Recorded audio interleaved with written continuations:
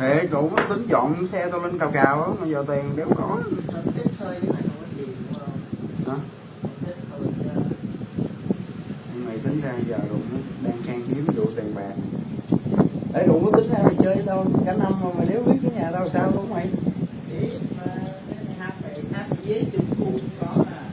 Ý là tao tính dọn xe của tao lên cào cào á, mà dọn mày biết nội cái dàn áo là 3 triệu mấy, chưa tính tiền gọt sườn nữa.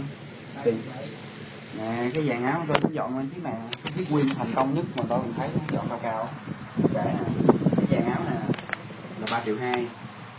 Rẻ vậy?